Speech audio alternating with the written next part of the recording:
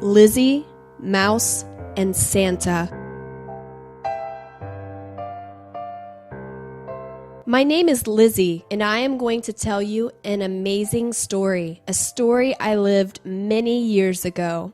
When I was 12 years old, I lived with my parents in a small house near Covent Garden, here in London, the capital of the UK. I loved animals, and I had got a pet, a cat, called Mouse. I decided to call him that because he liked running after mice. I used to go with Mouse to the park that was in front of my house, just to take some fresh air, and also because I used to meet my friends there to have some fun and a nice conversation.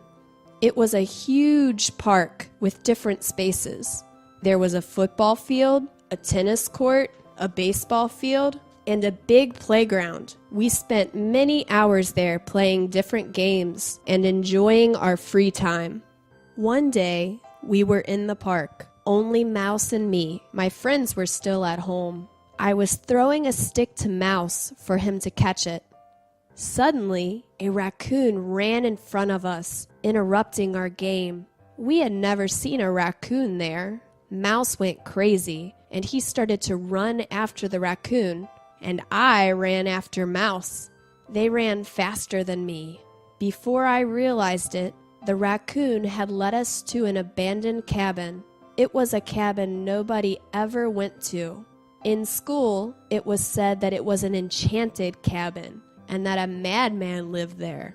It was not true. The raccoon entered the cabin and my cat after it.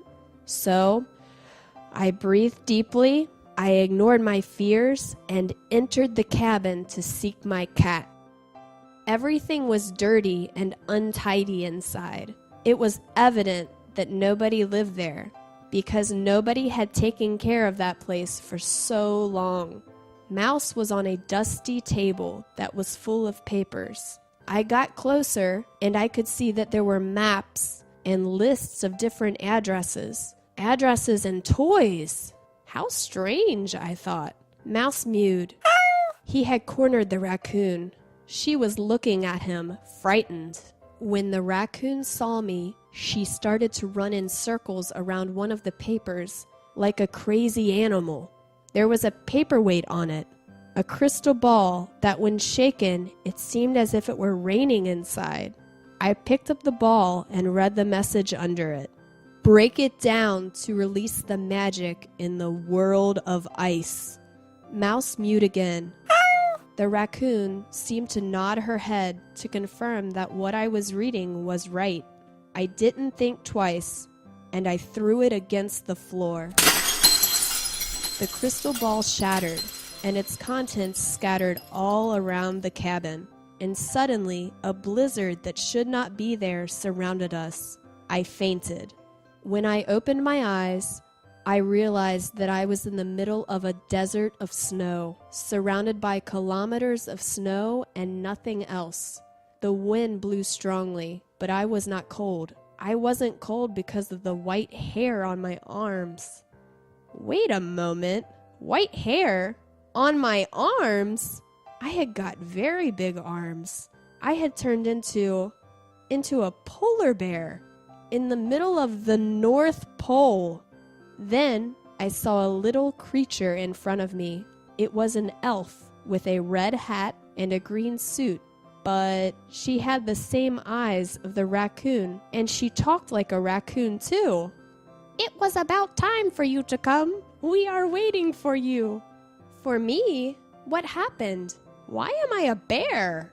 For the same reason that you are in the North Pole. For the magic, and because Santa Claus needs your help. Well, he needs you and he's not a cat anymore. The elf looked behind me. I turned around. I saw a little white dog, a husky. But that appearance didn't fool me. He had the look of my cat. Mouse? Is that you? Come with me. The dog purred like a cat. The elf interrupted him. Let's go, quickly! Santa needs you. I have already told you. We have to deliver the presents on time. But what happened? Come with me and you'll see. There were many sad elves in Santa's toy factory. Santa Claus is stuck inside the quality checking machine. He is fatter than last Christmas because he ate a lot of hamburgers, pizza, and chocolate cakes. We are not able to take him out of there. We have very short hands, and we cannot reach the switch. That's right, but I am too big to fit in such a tight hole. But he can do it, said the elf, pointing at Mouse. Mouse got in easily through the hole. Some seconds later, a click was heard. The handle is working. Now it's your turn, Lizzy. Pull Santa out of the machine. I pulled with all my might, using the power of a bear, and I released Santa Claus. Everybody there clapped. Then the elves started to repair the machine to prepare all of the Christmas presents. Everybody thanked us, especially Santa Claus. Thank you so much for your help. I have learned a good lesson. You have been so brave by coming here and helping me. Now, I'll take you back home on my sleigh. Come on, Rudolph has everything ready.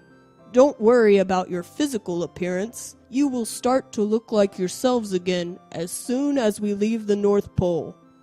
By the way, what do you want for Christmas?